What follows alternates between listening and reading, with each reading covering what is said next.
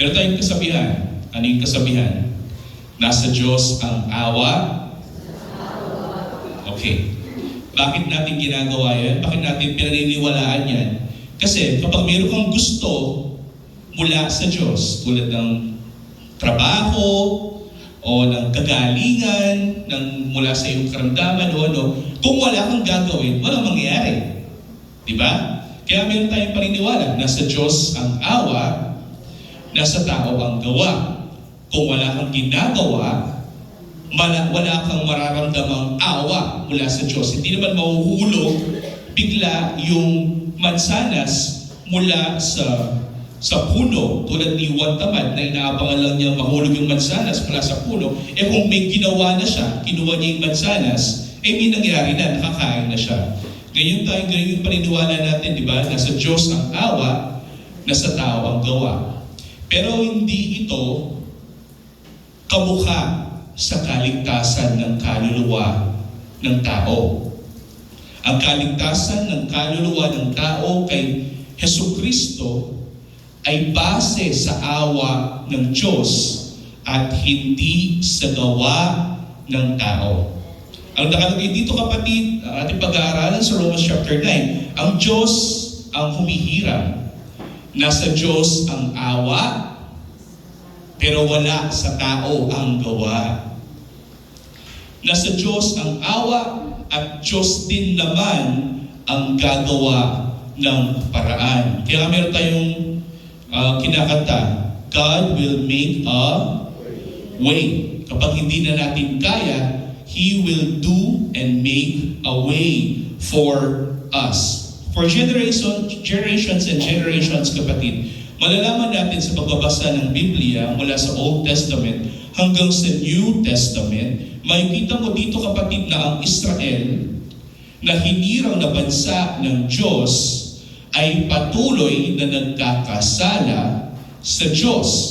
Regardless kung hinirang man siya o pinili siyang bansa o hindi, ang tao sa kanyang natural na estado, sabi ni Pablo, mapa ikaw ay Hudyo o Hentil, naniniwala ka na may Diyos o hindi ka naniniwala na may Diyos, lahat tayo pantay-pantay sa paningin ng Diyos. Ano yung paningin ng Diyos sa bawat isa sa atin? Tayong lahat ay marumi dahil tayong lahat ay makasalanan.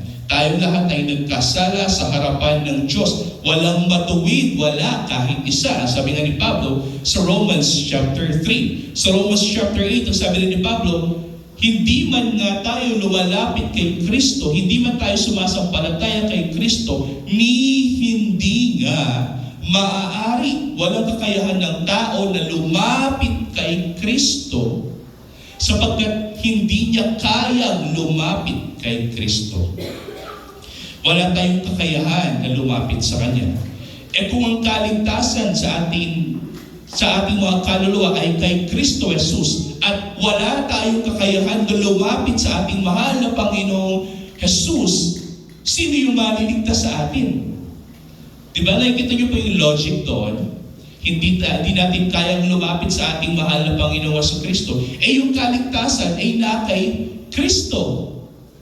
Paano tayo maliligtas kung hindi tayo makakalapit sa ating mahal na Panginoong Kristo? So may agwat. Ito ang Diyos na banal na malayo. At dito tayo ng mga makasalanang tao. Ang agwat natin mula sa Diyos na banal ay napakalawak. Ang pagitan, kapatid, ay universe. Last week nanonood ako ng History Channel about sa mga planeta, no, ng solar system. Yung solar system alone, kapatid, is just part of one galaxy, which is our...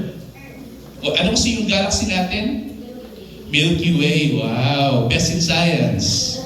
No? Malaki yung galaxy natin, Milky Way. Tapos yung solar system natin, kabilang yung araw, yung Earth, yung mga iba't ibang planeta, Mercury, Mars, Venus, etc. ay speck lang, speck of dust lang kung ikukumpara sa laki ng Milky Way galaxy. Paano pa yung mga iba't ibang galaxies? Ang estimate ng mga scientists is millions of galaxies sa buong mundo. No? Ganyan ang agwat natin sa Diyos. Ganon kalaki, ganon kalayo yung agwat ng tao sa Diyos. So, theoretically, kung iisipin natin yun, kung makapunta ka man sa langit, malayong-malayo yung iyong pupuntahan. At yung pagitan natin mula sa isang banal na Diyos ay napakalawak na napaka-imposible na tayo ay makapunta kung saan man ang ating Diyos, which is ang langit.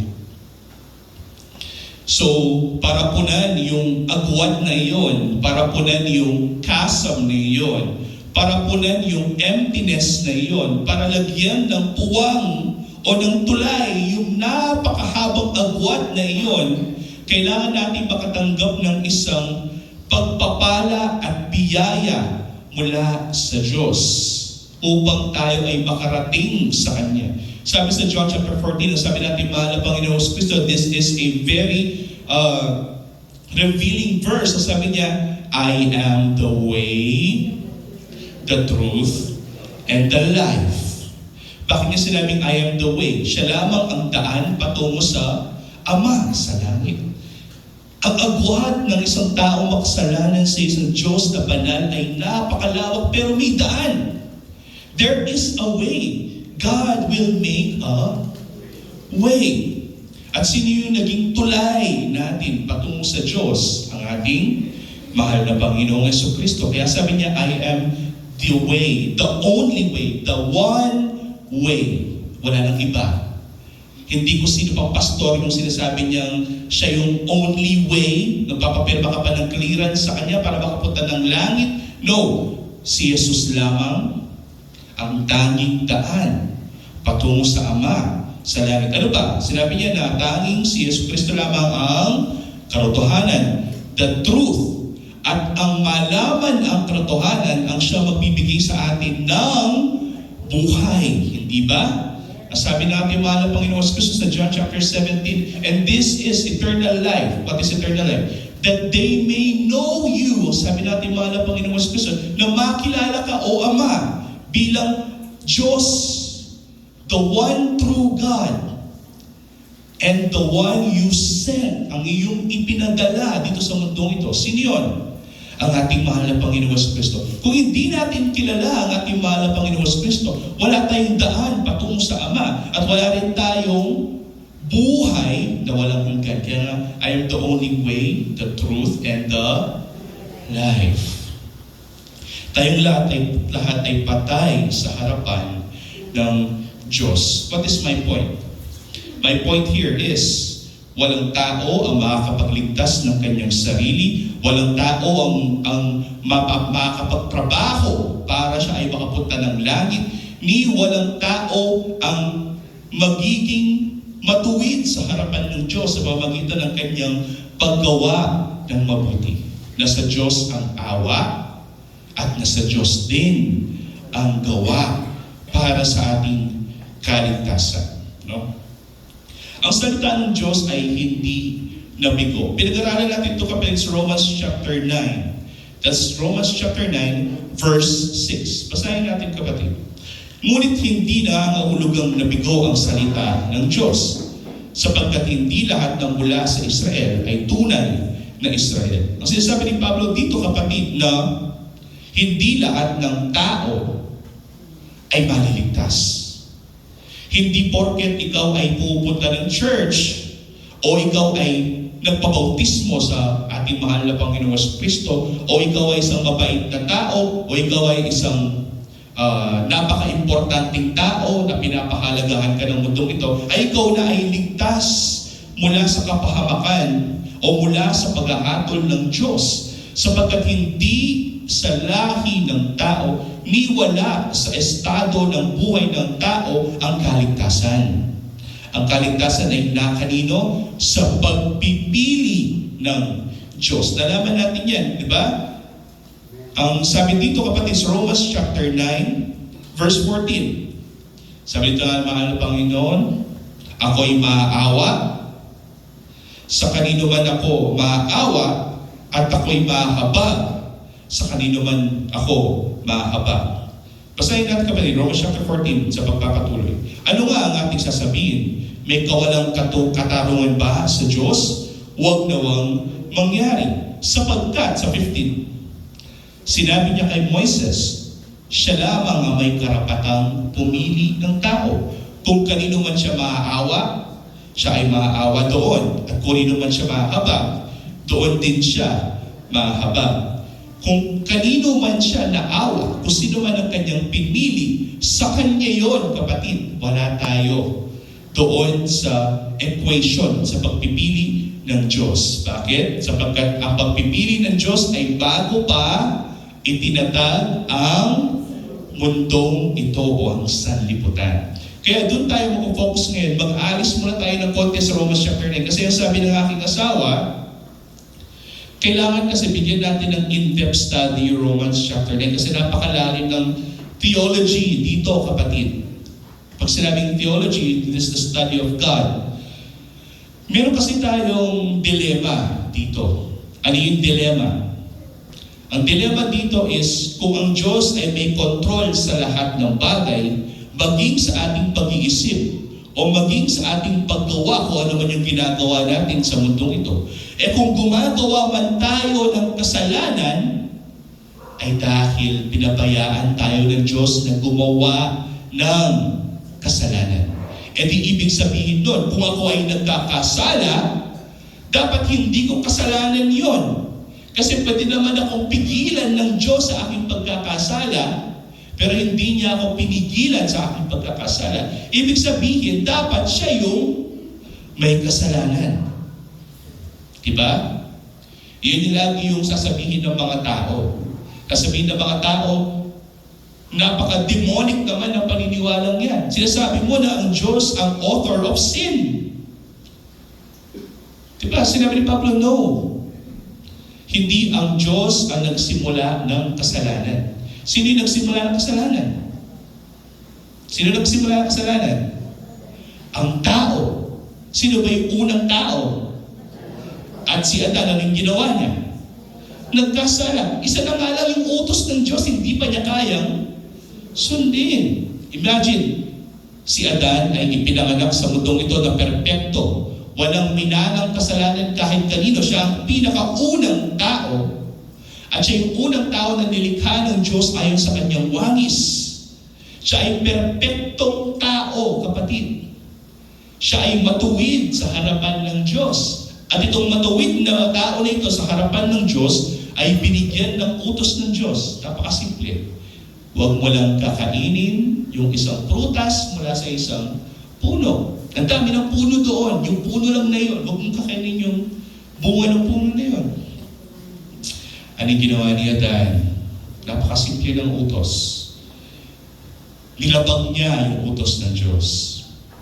Bakit? Kasi natokso siya ng kanyang asawa. Kasi yung asawa niya natokso sa ahas. At ano nangyari? Nagkasala si Adan. At ang kasalanan ni Adan ay napasa sa lahat ng mga tao sa mundong ito. Pinag-aralan natin yan sa Romans chapter 4 and sa Romans chapter 6. Diba? Si Adan ang nagkasala, kaya ang tao sa harapan ng Diyos ay makasalanan. Sa Genesis chapter 3, bago gunawin ng Diyos ang mundong ito, nakita niya ng Diyos na ang tao ay sabi niya, napakasama at patuloy na magiging masama. They are evil continually. Kahit anong gawin ng Diyos, ang tao sa kanyang natural na estado ay masama. Kaya nga wala tayong magagawa. Hindi natin kayang lumapit sa Diyos ni hindi nga maaari. Ito yung sinabi ng kapatid na si Pablo. Kaya kailangan natin ng awa ng Diyos, kailangan natin ng biyaya ng Diyos, kailangan natin ng sovereign will at control ng Diyos sa pamamagitan ng kanyang banal na Espiritu upang tayo ay makalakad ayon sa gusto ng Diyos sa ating buhay. Kaya magdiderail muna tayo ng konti, bubuksan natin ang Biblia sa aklat ng Ephesians chapter 1. Sapagkat Romans chapter 9 and Ephesians chapter 1 ay pareho ng train of thought kay Pablo. Basahin natin kapatid sa Ephesians chapter 1. Si Pablo, apostol ni Kristo Jesus, sa pamamagitan ng kalooban ng Diyos, kalooban which is the will of God, sa mga banal na nasa Efeso at sa mga mananampalataya kay Kristo Jesus. Sumayin niyo nawa ang biyaya at kapayapaang mula sa Diyos na ating Ama at sa Panginoong Jesucristo. This is a formal greeting sa lahat ng mga tao. Kapag sumusulat si Pablo, kamukha natin siyang sumusulat. Kapag sumusulat tayo, meron tayo kung sino yung ating susulatan. Diba? Dear Miss Castro, greetings of health and safety. Nawa itong sulat na ito ay nakarating sa iyo na ikaw ay matiwasay at nasa magandang kalagayan. No? Ito yung mga paunang mga greetings ng pagsusulat ni Pablo. No? Pero makikita mo sa pagsusulat ni Pablo, makikita mo yung paniniwala ni Pablo sa verse 1. Apostol siya ng ating mahal na Panginoong Jesucristo, pero hindi ayon sa kanyang kalooban. Hindi ayon sa kanyang pagpipili kay Kristo. Kundi siya ay naging apostol dahil pinili siya ni Kristo ayon sa kalooban ng Diyos. No? And yung pagpipili ng Diyos is based on the sovereign will, sa kanyang pagpipili. Hindi natin kayang piliin ng Diyos dahil siya yung pumipili sa atin. At ito yung very essence. Kung meron kayong pang-highlight, i-highlight natin ito. Ephesians chapter 1, verse 3 hanggang 6. Verse 3. Purihin nawa ang Diyos at Ama ng ating Panginoong Jesucristo, na siyang nagpapala sa atin kay Kristo ng bawat pagpapalang espiritual sa sangkalangitan. Ayon sa pagkapili niya sa atin, sa Kanya, kay Kristo Jesus, bago pa itinatag ang sanlibutan. Bakit ito ginawa ng Diyos? May layunin siya. Ano yung layunin? Upang tayo'y maging banal at walang dungis sa harapan niya. At ito'y ayon sa kanyang pag-ibig. Tingnan muna natin ito, kapatid, na napakaganda ng sinabi ni Pablo rito. Sa verse 3, purihin nawa ang Diyos at Ama ng ating mahal na Panginoong Jesucristo. This is talking about the Father na siyang nagpapala sa atin ng bawat pagpapalang espiritual. No? Kasi maraming churches ngayon, kapatid, na meron tayong maririnig mula sa kanila na kapag ikaw ay na kay Kristo, gaganda yung buhay mo. Dadami yung pera mo. Kung magbibigay ka ng 10,000 sa church na ito, magiging 100,000. Ang tawag dyan, kapatid, is prosperity gospel or self-help gospel. Na kapag ikaw ay na kay Kristo, giginhawa yung buhay mo. No, kapatid. In fact, it is the opposite of that. Ang sabi sa Biblia, kung ikaw ay na kay Kristo, at kung ang ating Panginoon ay inusig ng mundong ito, uusigin din tayo ng mundong ito. Ito'y nakakatakot. Kaya nga yung mga disipulo ni Kristo, nung sinabi ng ating mahal na Panginoong Kristo na siya ay babalik na sa langit, nag-alala yung mga disipulo. Bakit? Kasi wala yung kanilang Panginoon. At kapag wala yung kanilang Panginoon, alam nila, nauusigin sila ng mundong ito. In fact, nangyari nga sa kanila yun. Sinusunog sila ng buhay, no? Binibitin sila ng patiwarik, binabalatan sila ng buhay, pinapako sila sa krus.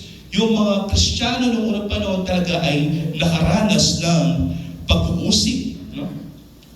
Pero hindi yon ang pangako ng Diyos sa bawat mananampalataya sa ating mahal na Panginoong Jesucristo. Ano yung pangako ng Diyos sa bawat taong sumasampalataya sa ating mahal na Panginoong Jesucristo? Makakatanggap sila ng pagpapala, pero hindi ito pagpapala ng pera, pagpapala ng magandang buhay, pagpapalang wala kang karamdaman, o pagpapalang ano pa man. Nangyayari yan, kapatid, kahit sino ka pa. Kristiyano ka man o hindi, gaganda yung buhay mo. Kristiyano ka man o hindi, wala ka sakit. Kristiyano man o hindi, magiging tanyag ka sa mundong ito. It doesn't really matter if you're a Christian or not. Common grace is common grace. Ang pagkaraniwang biyaya ng Diyos na binibigay sa bawat tao ay mangyayari, Kristiyano ka man o hindi. Pero ano yung special grace na mangyayari lamang sa mga nakay Kristo Jesus? Ito yung pagpapalang espiritual. In fact, hindi lang ito pagpapalang espiritual. It is every spiritual blessing. Lahat ng pagpapalang espiritual ay ipinangako na matatanggap ng isang tao na nakay Kristo. Niyan, pananampalataya, compassion, humility, all of the fruit of the Spirit, love, kapatid. Itong mga bagay ito ay mangyayari sa bawat sumasampalataya sa ating mahal na Panginoong Kristo. And it begs the question, kung wala kang ganong bunga, are you really saved? Kung wala kang bunga ng Espiritu, are you really saved? Kaya nga sabi ni Pablo, busisihin ninyo ang inyong sarili.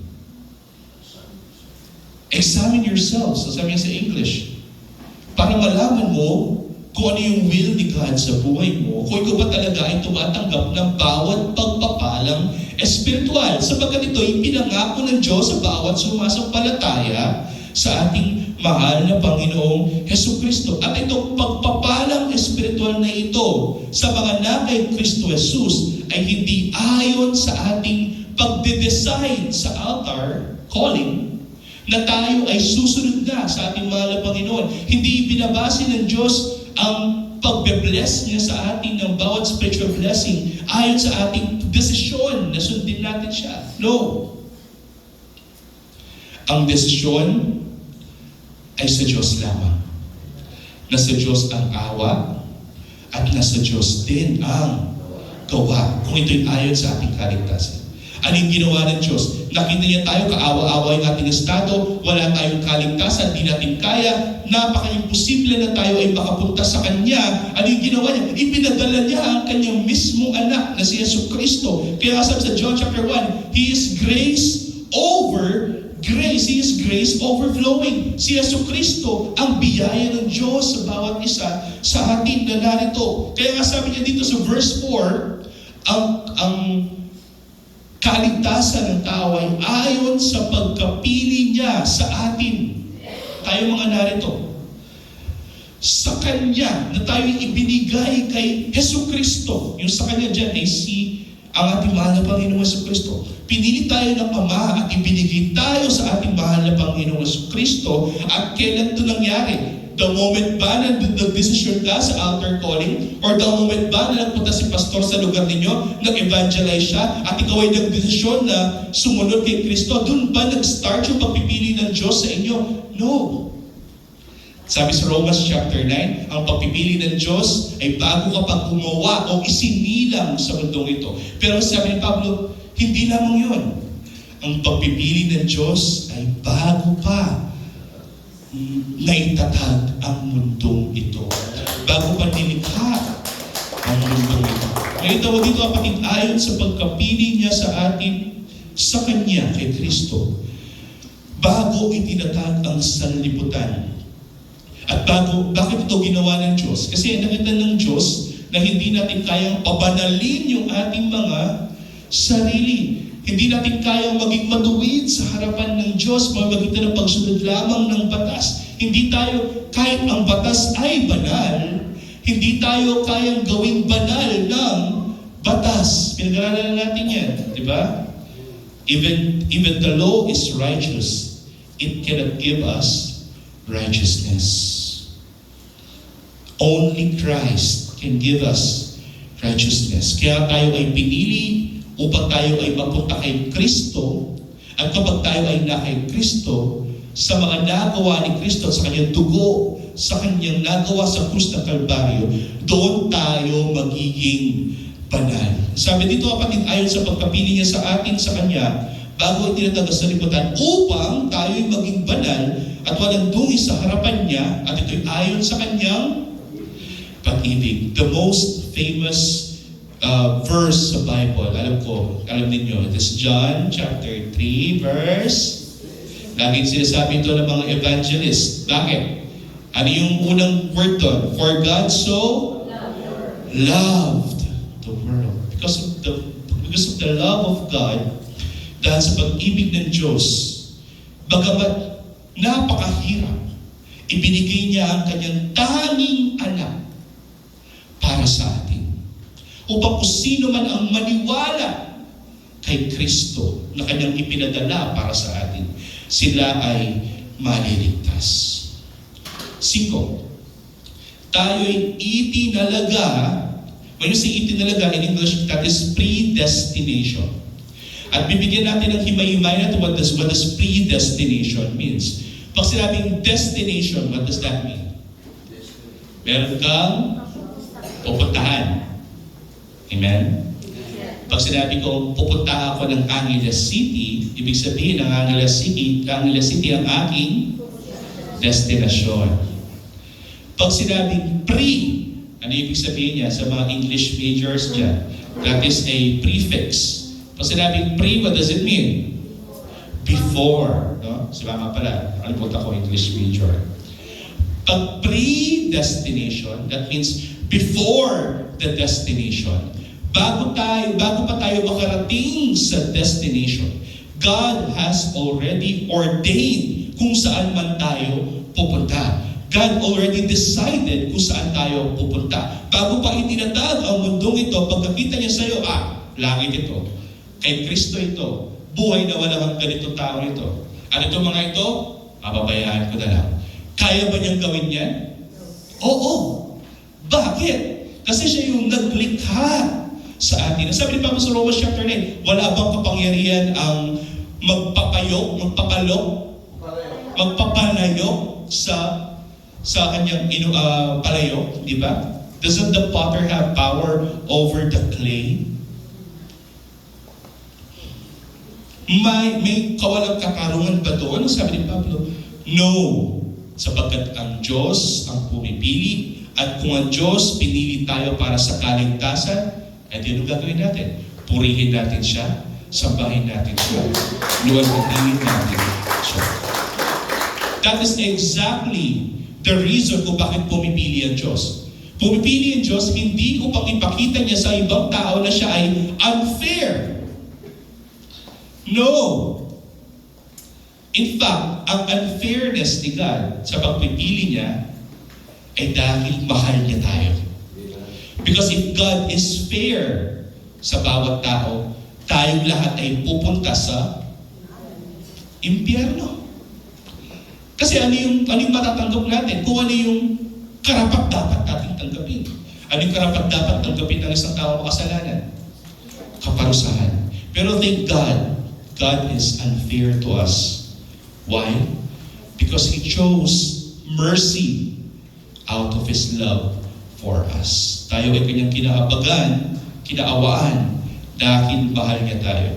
At itong ginagawa ng Diyos na ito ay dahil sa kanyang pagtatalaga sa atin. Makita mo ito, basahin natin. Tayo'y itinalaga sa pagkukupkop upang maging kanyang mga anak sa pamamagitan ni Hesus Kristo. May dalawang very important term dyan. That is predestination. Ibig sabihin, kahit nag-decide ka ba to follow Jesus, and sinabi mo na, I have decided to follow Jesus and no turning back. This is not because you have decided out of your own will, but because it is God's will that you decided to follow Jesus. Why? Because you are already predestined to follow Jesus. Naniniwala po ba kayo sa destiny? Sabi ng iba. Nanonood ako ng mga romance movies noon, no? Yung Serendipity, na kahit anong mangyari, kahit magkahiwalay kayo balang araw, darating din naman yung araw na kayo rin naman yung magkakatulungan kasi siya yung iyong destiny. Ganyan din sa kaligtasan ng tao. If you are predestined for salvation, if you are chosen for salvation, if you are chosen for Christ, kahit anong mangyari sa buhay natin, tayo pa rin ay kay Kristo. At ito sinabi dito ni Pablo, kapatid, na tayo ay itinalaga upang tayo ay iligtas, upang tayo ay maging mga anak ng Diyos sa pamamagitan ng adoption o pagkukupkop. Bakit? Kasi isa lamang yung anak ng Diyos. Sino yan? ang ating mahal na Panginoong Jesucristo. Tayo ay naging anak ng Diyos sa pamamagitan ng kanyang anak na si Jesucristo, at ito'y ginawa niya ayon sa kanyang pagkukupko sa atin. Kung wala ka kay Kristo, hindi ka anak ng Diyos. That's very simple. Logic will say, those who are in Christ are the sons of God. If you are not in Christ, then you are not the son, you are not a son of God. No? At ito'y sa pamamagitan ng kanyang mabuting kalooban. Makita mo yung Romans chapter 9, kapatid, and Ephesians chapter 1 are threads with the same color. Ang sinabi ni Pablo sa Romans chapter 9 na ang Diyos ang pumipili kung sino man ang gusto niya o nais niyang iligtas. Ang sinabi dito ni Pablo, inulit niya, ayon sa kabutihan ng kanyang kalooban. This is according to the goodness of God's will. His sovereign will. Kung nais kanyang iligtas, ililigtas kanya. Tingin mo, the God who created this universe, ang Diyos na naglikha ng buong sanlibutan at ng buong universe, nais kanyang iligtas. Pero hindi kanya kayang iligtas kasi ang sabi mo sa kanya, no. Gusto kanyang iligtas kasi kailangan mo ng kaligtasan. Gusto kanya iligtas, nalulunod ka na. Pero nung inabot niya yung kanyang kamay at nung hilahin ka na niya para iligtas ka niya, hindi kanya mahila. Kasi mas malakas yung kalooban mo kaysa sa kalooban niya. May ganyan ba? Kung ganun ang Diyos, hindi siya Diyos. If God doesn't have power over His creatures, then He is not a God. Sa panahon, sa ibang literature, He is a demigod. Pag sinabing demigod, He is kind of God, but He is not. But God is an absolute God. Ang Diyos natin ay Diyos. At kung ang Diyos natin ay Diyos, ibig sabihin siya ay Panginoon. At kung nais kanyang iligtas, ikaw ay maliligtas. Nakita mo yung nangyari kay Pedro. Si Pedro, kapatid, nakita niya ating mahal na Panginoon Kristo na malayo kala nila. Multo! Sabi nila, di ba, bumabagyo, nasa bangka. Yung mga disipulo, bumabagyo. Tapos naglalakad ang ating mahal na Panginoon Kristo sa dagat na bumabagyo, na malayo. Nung makita nila ang Panginoon, akala nila siya ay multo. Pero merong isa na naniwala. Merong isa na sumampalataya. Ang nakikita niya ay ang ating mahal na Panginoon Kristo. Sino yan? Si Pedro. Sabi pa nga ni Pedro, Panginoon, kung ikaw nga yan, hayaan mo na ako ay lumakad patungo sa iyo. Naniwala siya. O may pagtutuda, naniwala pa rin siya. Lumakad ba si Pedro? Patungo sa dagat? Patungo sa Panginoon? Yes. Pero tulad ng lahat ng mga tao sa Biblia, tayong lahat ay natitison, nagkakamali, nagkakasala. Noong mga oras na yun, nagkamali si Pedro. Ano yung mali niya? Kaya sa nakatingin siya sa kanyang Panginoon, tumingin siya sa mga problema, mga pagsubok, mga alon, hangin. Ano nangyayari sa kanya? Very good, lumubog. Nung lumubog siya, anong ginawa niya? Sumigaw siya. Anong sigaw niya? Panginoon, tulungan mo ako or iligtas mo ako. Mumuran na. Anong ginawa ng Panginoon? Sabi pa ng Panginoon, hindi kita ililigtas kasi napakababaw ng iyong pananampalataya. No. Kahit maliit ang pananampalataya ni Pedro, dumating ang Panginoon ng oras na yun at inahon siya sa tubig. At makikita mo doon, kapatid, ang kapangyarihan ng Diyos na magligtas ng tao. Kahit sino ka pa, kahit nagkakamali ka pa, kung ikaw ay kay Kristo, ikaw ay maliligtas. No?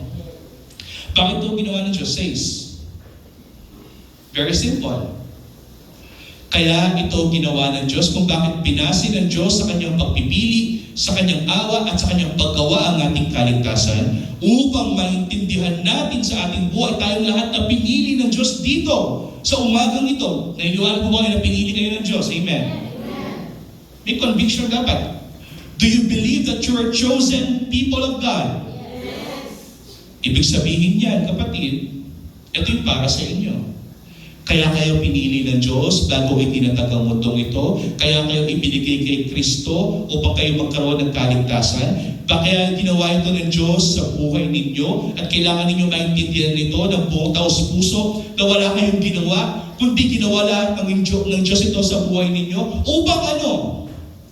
Upang maintindihan natin na lahat ng ginawa ng Diyos na ito ay para sa Kanyang ikakapuri. Ito'y para sa ikapupuri ng Kanyang maluwalhating biyaya. What is biyaya again, kapatid? Well, I know. In English nyo na. What is biyaya? I know. What is a gift? Do you work for a gift? Magtatrabaho ka pa para makatanggap ka ng regalo? What is grace? It is the favor given by God to an unworthy person. It is the favor, sa pabor na binibigay ng Diyos sa isang tao kahit hindi siya karapat-dapat. Kasi kung ibinigay ito ng Diyos sa tao at siya ay karapat-dapat, hindi na biyaya ang tawag dyan. Ang tawag dyan ay sweldo or wage. Kapag ikaw ay trabaho, after 15 days, ikaw ay magsasweldo, kaya ka nagsweldo kasi ikaw ay nagtrabaho. Pero ang kaligtasan ay hindi ganyan. Ang kaligtasan, kapatid, nakita ka ng Diyos na kailangan mo ng kaligtasan. At naawa ang Diyos sa iyo. At hindi ka binigyan ng Diyos na, kailangan magtrabaho ka muna ng 15 days bago ka tayo iligtas. No. Ang ginawa ng Diyos, nung nakita ka niya na kailangan mo ng kaligtasan, ora mismo, boom! You are saved. This is a gift from God. Kaya makikita mo, kapatid, babasahin natin continuously, para sa ikapupuri ng kanyang maluwalhating biyaya na ipinagkaloob niya ng walang bayad. This is free. It's a free gift. For grace to be grace, it should be given for free. Sabi nga ni Ivo, bibigay ito sa inyo ng libre. Pinagkaloob niya ng walang bayad sa atin at ito ay sa pamamagitan ng ating mahal na Panginoon Kristo. The beloved there, ang minamahal, is our Lord Jesus Christ. No? At sa 7 kapatid, dito ako magtatapos sapagkat ito ko ng oras na. Sa Kanya'y, sa ating mahal na Panginoon sa Kristo, sa Kanya'y mayroon tayong katubusan sa pamamagitan ng Kanyang dugo na kapatawaran ng ating mga kasalanan ayon sa mga kayamanan ng Kanyang biyaya. May kita mo dyan, kapatid, na hindi tayo pinatawad sa ating mga kasalanan sapagkat tayo mabuting tao o pinagtrabaho natin ng kaligtasan o sinunod natin yung batas ng Diyos. No! Pinatawad tayo sa ating mga kasalanan dahil sa mga nagawa ni Kristo sa krus ng Kalbaryo para sa atin. Hindi yung ginawa natin para kay Kristo. Hindi naging basihan ng kaligtasan ng tao kung ano yung nagawa natin para kay Kristo. Yung tumatayo ka sa pulpito, nagpagamit ka, nag-a-attend ka ng church, nabibigyan ka ng tithes and offering. Those are things you are doing for the Lord. Amen po ba? But that is not the basis of our salvation. In fact, that is not the basis for salvation. That is showing gratitude for the salvation he had. Ang sinasabi dito, kapatid ni Pablo, na kaya tayo pinatawad sa ating mga nagawang kasalanan ay dahil sa mga nagawa ng ating Panginoon Jesucristo sa krus ng Kalbaryo para sa atin. Dahil sa kanyang dugo, tayo ay pinatawad. Dahil sa kanyang buhay na malinis na matuwid, tayo may katwiran. At dahil sa kanyang kamatayan sa krus ng Kalbaryo, tayo ay nawalan ng kasalanan. Kasi ang ginawa ng Diyos, ibinilang ng Diyos ang ating mga kasalanan sa Panginoon na walang kasalanan, at ang kanyang katwiran ay ibinilang sa atin sa pamamagitan ng pananampalataya sa Kanya. Therefore, even faith is grace from God. Kahit ang ating pananampalataya sa ating mahal na Panginoong Kristo ay biyaya ng Diyos sa buhay natin na hindi natin kayang ipagmalaki. Ay, Lord, may Brother Marvin, 30 years na nasasampalataya ng kapali ng Ginoo, mag-fasting niya, kaya pa siya nga, puri lundag-lundag yan. Ay, biyan ng Brother Marvin. Although you can see that he is a role model, it doesn't mean na ginagawa niya yun dahil magaling siya sa atin. O dahil mas malaki ang pananampalataya niya sa atin. No. Ibig sabihin nun, mabiyaya lang talaga ang Diyos sa buhay ng ating kapatid. At naisin natin ito, kapatid, na ang Diyos sa bawat isa sa atin ay nagbibigay ng biyaya. At ito'y ayon sa kayamanan ng kanyang biyaya. Basahin natin, kapatid, if it's okay. Colossians chapter 1, verse 14.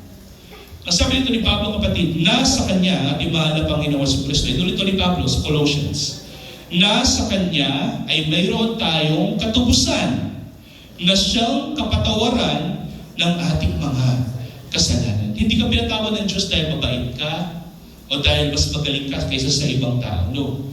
Pinatawad ka ng Diyos dahil sa mga nagawa ng Kanyang anak para sa iyo sa krus ng Kalbaryo.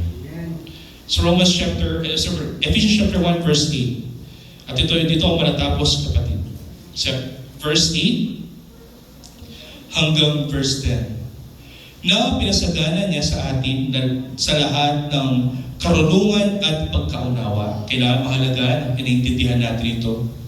Na ipinaalam niya sa atin ang hiwaga ng kanyang kalooban ayon sa mabuting layunin na kanyang itinakda kay Kristo bilang katiwala ng kaganapan ng panahon upang tipunin ang lahat ng mga bagay kay Kristo at ang mga bagay na nasa sangkalangitan at ang mga bagay na nasa lupa, na nasa ibabaw ng lupa. Sa Kanya ay tumanggap din tayo ng isang mana na itinalaga ng una pa ayon sa layunin niya na gumagawa ng lahat ng mga bagay ayon sa Kanyang pasya at kalooban. This is all the sovereign will of God. Even our salvation is a sovereign will of God. Ito'y ayon sa Kanyang layunin na gumagawa. Nasa Diyos ang awa at nasa Diyos din ang gawa ng lahat ng mga bagay ayon sa Kanyang pasya at ayon sa Kanyang kalooban. At ito'y ginawa ng Diyos upang upang tayo na sa una pang umasa kay Kristo ay mabuhay upang purihin ang Kanyang kaluwalhatian. Soli Deo Gloria. What is the five solas? The truth, first, is sola scriptura. Na ang katotohanan ng bawat Kristiyano ay ayon lamang sa Biblia. Kung ang paniniwala ng isang Kristiyano ay ayon lamang sa mga salita ng Diyos. Sola fide, this is by faith alone. Na tayo ay ililigtas ng Diyos ayon sa paniniwala at pagtitiwala natin, pananampalataya natin kanino? Solus Christus, in Christ alone. Kung tayo ay nasa Kristo Jesus, doon tayo maliligtas. At tayo ay maliligtas sa pamamagitan ng pananampalataya sa ating mahal na Panginoong Kristo. And is this free? Yes, sola gratia. This is a grace. This is grace from God. This is given to you for free. This is by grace only. Through grace alone.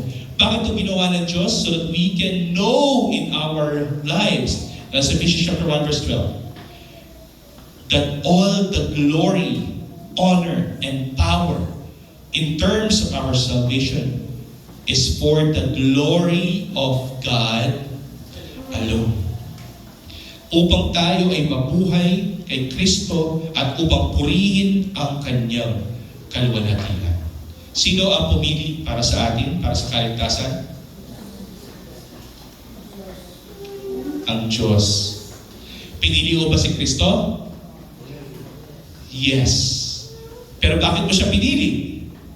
Kasi pinili ka niya. Siya ang nauna. Bakit mo inibig ang Diyos? Kasi una kanyang inibig.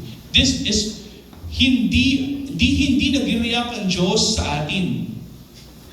God is proactive. Kapag sinabi proactive, ibig sabihin, siya ang gumawa. We are reacting to Him. And the moment that we are reacting to Him He is also reacting to us. Sapagkat tayo ay mga creatures, tayo nga nilikha ng Diyos para sa kalwalhatian. Ngayon, kapatid, ang tanong ay ganito. Naniniwala po ba kayo na kayo ay pinili ng Diyos sa inyong buhay? Naniniwala po ba kayo na may kaligtasan sa ating mahal na Panginoon sa Kristo? Naniniwala po ba kayo na hindi ibinasa ng Diyos sa inyong mga gawa ang kanyang pagliligtas sa inyo? Kung gayon, kapatid, ito yung tanong ninyo sa inyong sarili. Namumuhay ka ba bilang anak ng Diyos o hindi? At kung ganon, kung ikaw ay nabubuhay bilang anak ng Diyos, ibig sabihin ikaw ay nanatili sa biyaya ng Diyos, maratag na lumalakad ayon sa kanyang pagtakdahan niya sa iyo na maging katulad ng imahe ng kanyang anak na si Jesucristo. At kapag naintindihan mo yan, ano gagawin natin? Purihin mo, sambahin mo, luwalhatiin mo ang Diyos na siyang gumawa nitong lahat. Let's pray. Ama, maraming salamat sa iyong banal na salita. Maraming salamat at naiintindihan na namin ngayon na wala sa aming kalooban ang aming kaligtasan. Pagkus na sa iyo lamang o Diyos. Maraming salamat sa awa, mahal na Panginoon. Maraming salamat sa habag. At maraming salamat dahil ikaw ay gumawa ng paraan upang kami ay iyong iligtas. Itong katotohanan nito ay nalaman namin ngayong umaga na ito. Kaya tanggapin mo itong pagsamba namin, mahal na Panginoon, na marugdog sa aming puso. Tanggapin mo, mahal na Panginoon, itong aming pagpupuri sa iyo, pagluluwalhati sa iyo ngayong umaga na ito, na sana'y ikaw ay malugol sa bawat isa na narito sa lahat ng mga sumasampalataya sa iyo. Nanay ito yung sa aming talangin sa wakoy pangalan ni Jesus.